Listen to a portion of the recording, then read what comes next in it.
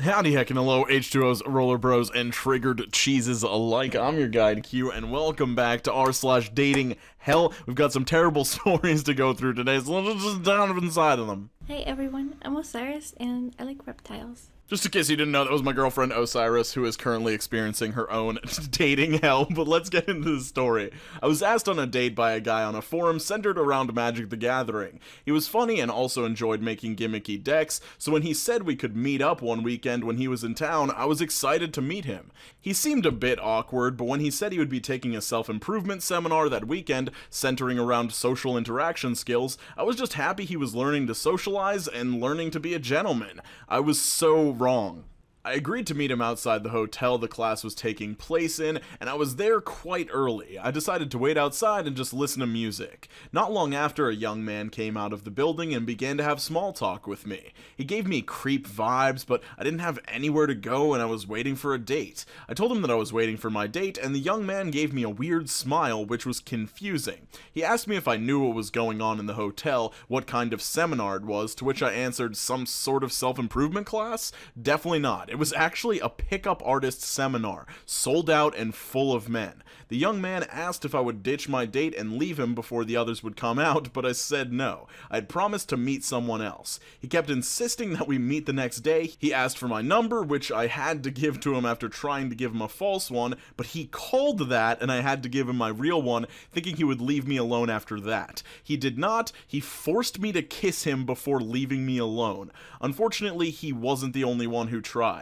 Two other men repeated the same pattern but didn't forcibly kiss me. I was so embarrassed and tired that I was ready to just leave, but my date showed up a bit late, happy as can be. The first thing he did was try and kiss me, and I was so tired I just let him, just so we could leave. It was a short date. We went to get coffee. He talked about himself and how great of a Magic player he was, and how he was actively trying to improve himself, which would have been great if I hadn't learned that he took lessons from pickup artists. So I had my coffee and told him that I did not feel like going dancing. We had talked about going dancing at a new nightclub, to which he said, "Oh, that's okay. I'd rather go with you to your place than join the others at a club with you." So apparently he just wanted to show me to others like a trophy and thought an hour-long conversation was good enough for me to take him home.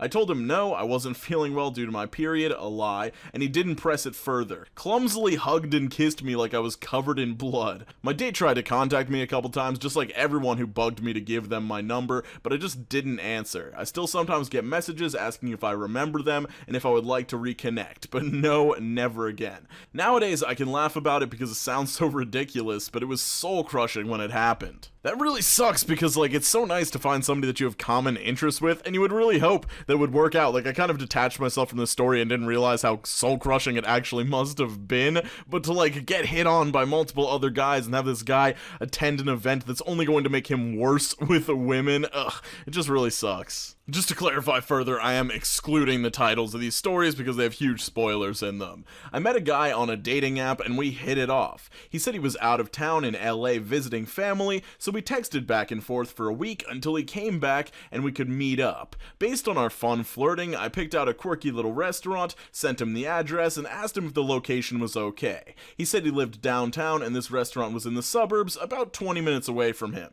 He said it was great. I suggested brunch around 11. He said 1 o'clock was better for him. At 12, he texted me and asked if we could make it 2 o'clock instead. Then at 1:30, he texted again and rescheduled for 3 o'clock. I was dressed, ready, and had already left the house. But whatever. So I ended up waiting in the parking lot. Just before 3 o'clock, he texted me to let me know he was on his way. At 3:45, he showed up in an Uber, explaining that he'd taken the train, then an Uber from the train station because he was having car trouble, and that's why he'd been delayed all afternoon. Okay, fine, but if he'd been up front with me about car trouble, I would have definitely chosen somewhere more convenient to him. We grabbed some seats and he proceeded to explain his car trouble. He'd been driving to LA the week before, about 10 hours away from the city we live in, and agreed to do a favor for a friend, which involved picking up a carload of undocumented immigrants from Arizona and driving them across the California border for $1,500. He then claimed he'd been stopped at the border between Arizona and California, arrested for smuggling, and had his car impounded.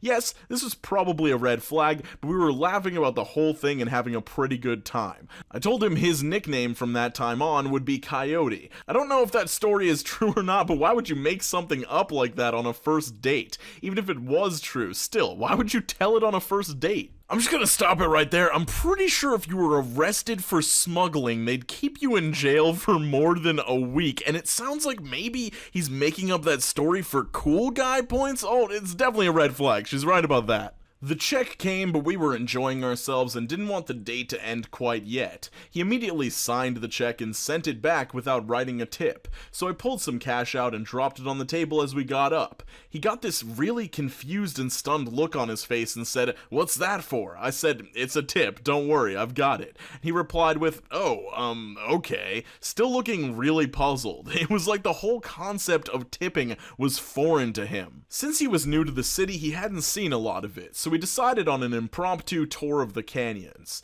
We hopped in my car and cruised up into the mountains for some great scenery. When we got to a scenic overlook and stopped to get out and see the view, he started to get a little handsy. We were still connecting, and to be fair, I'd put some effort into looking really good, again, first date, so I just kinda let it go. We took in the view of a canyon, and I mentioned that you could almost see the huge lake from where we were, which, of course, he'd also never seen. So we hopped back into the car and headed all the way out past the other side of the city to see the lake, stopping at a little local drive-thru for some shakes along the way. The shakes were my idea, so I paid for them. We got out to the lake and then decided to live dangerously by taking my little compact car along a badly maintained gravel road to a popular lookout spot. Some of the potholes we dodged could have swallowed my car. We laughed the whole way about how crazy we were, and I was thinking about how this would be a great story to tell about how we met. We watched the sunset over the lake, still talking, when we started discussing movies. I mentioned a movie he'd never seen before, and he said, "Let's go to your place and watch it." Well, okay, I wasn't getting any serious creeper vibes from him, so I said, "Sure, let's go." As soon as we got to my place and started the movie, he turned into an octopus. He was all over me like a cheap suit, and the clothes were coming off. The date had been great, but I had to be up in 6 hours for work, so I offered to drop him off at his place. He went quiet.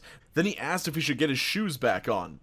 Yeah. We started the drive and he was absolutely silent. Then about 5 minutes in, he just went off. He started on how he didn't know any girl who would drive him home at 11 at night if she really had to be up at 5 a.m. It just wasn't logical. He went on and on about how he felt disrespected and used, that I must just pick up men and use them for sex.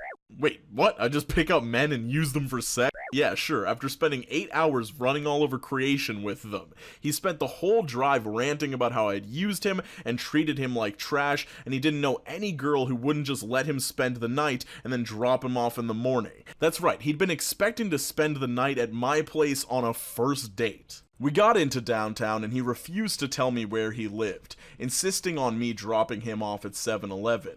We argued about it because I didn't feel right just dropping him off at some random street corner, but he was having none of it. I stopped the car and we got out, still arguing. He got into my face and yelled at me that I'd made him feel like trash and he just wasn't feeling it. I tried to explain that I just wasn't there yet, but he cut me off and pointed out that I'd invited him back to my place, so I was certainly somewhere, and that if I didn't have those intentions, I should just tell people that up front.